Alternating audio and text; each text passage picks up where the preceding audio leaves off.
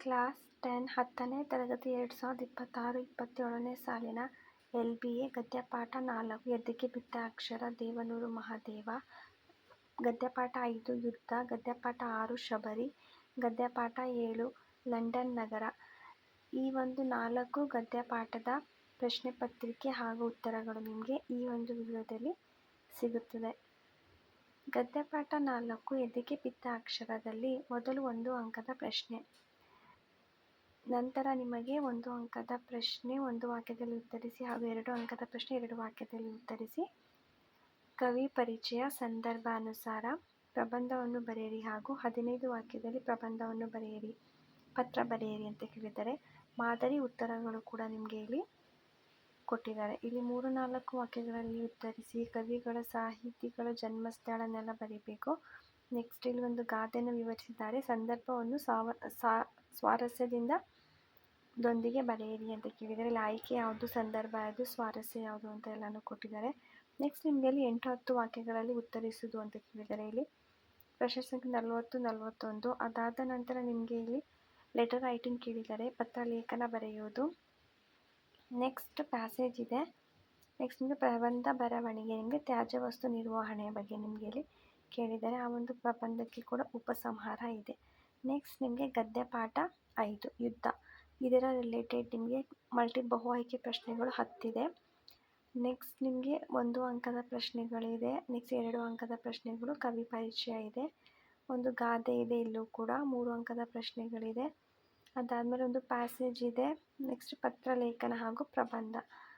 ಇಲ್ಲಿ ನಿಮಗೆ ಆ ಬಹು ಆಯ್ಕೆದ ಪ್ರಶ್ನೆಗಳಿಗೆ ಉತ್ತರ, 1 ವಾಕ್ಯದಲ್ಲಿರೋ ಪ್ರಶ್ನೆಗೆ ಉತ್ತರ, ಕವಿಗಳ ಜನ್ಮಸ್ಥಳ, ಕಾಲಕೃತಿ, ಪ್ರಶಸ್ತಿ ಇದಕ್ಕೂ ಕೂಡ ಉತ್ತರ. ನೆಕ್ಸ್ಟ್ ಗಾದೆಯನ್ನು ವಿಸ್ತರಿಸಿ ಬರೆಯಿರಿ, ಸಂದರ್ಭವನ್ನು ಸ್ವಾರಸ್ಯದೊಂದಿಗೆ ಬರೆಯಿರಿ, ಇದರ ಆಯ್ಕೆ, ಸಂದರ್ಭ ಮತ್ತು ಸ್ವಾರಸ್ಯ ಇದೆ.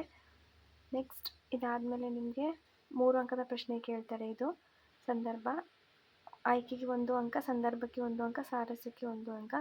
ನೆಕ್ಸ್ಟ್ ನಿಮಗೆ 8-10 ವಾಕ್ಯಗಳಲ್ಲಿ ಉತ್ತರಿಸಿ ಅಂತ ಕೇಳಿದ್ದಾರೆ. ಅದಾದಮೇಲೆ ಗದ್ಯ ಭಾಗವನ್ನು ಓದಿಕೊಂಡು ಪ್ರಶ್ನೆಗಳಿಗೆ ಉತ್ತರಿಸಬೇಕು, ಪತ್ರ ಲೇಖನ ಬರೆಯಲಿದೆ, ಪ್ರಬಂಧ ನಿಮಗೆ ಸಾಮಾಜಿಕ ಪಿಡುಗುಗಳ ಬಗ್ಗೆ ನಿಮಗೆ ಪ್ರಬಂಧನ ಕೇಳಿದ್ದಾರೆ. ನೆಕ್ಸ್ಟ್ ನಿಮಗೆ ಗದ್ಯಪಾಠ ಇಲ್ಲಿ ಶಬರಿ, ಇದರ ರಿಲೇಟೆಡ್ ನಿಮಗೆ ಅಗೇನ್ ಬಹು ಆಯ್ಕೆ ಪ್ರಶ್ನೆಗಳು 15 ಪ್ರಶ್ನೆಗಳಿದೆ. ಅದಾದ ನಂತರ 4 ಪದಗಳಿಗೆ ಸಂಬಂಧಿಸಿದ ಪ್ರಶ್ನೆ 1 ವಾಕ್ಯದಲ್ಲಿ, 3 ಅಥವಾ 4 ವಾಕ್ಯದಲ್ಲಿ ಬರೆಯಿರಿ.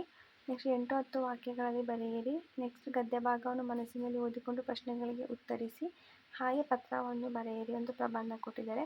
ಆ ಶಬರಿ ಪಾಠಕ್ಕೆ ಸಂಬಂಧಪಟ್ಟ ಮಾದರಿ ಉತ್ತರಗಳು ಕೂಡ ನಿಮಗೆ ಇಲ್ಲಿ ಈ ಒಂದು ವಿಡಿಯೋದಲ್ಲಿ ನಿಮಗೆ ಲಭ್ಯವಿದೆ.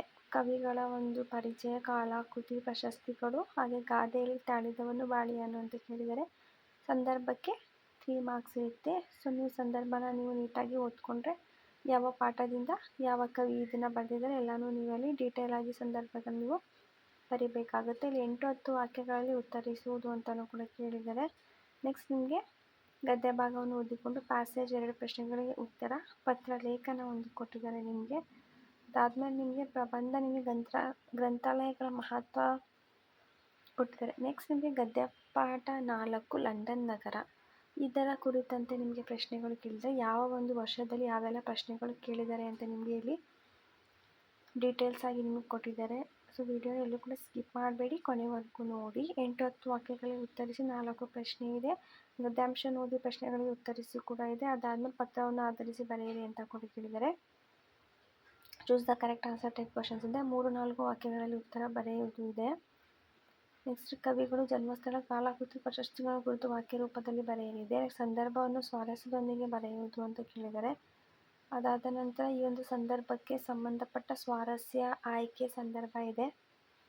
ನೆಕ್ಸ್ಟ್ ನಿಮಗೆ ಟಾಪಿಕ್ ಇದು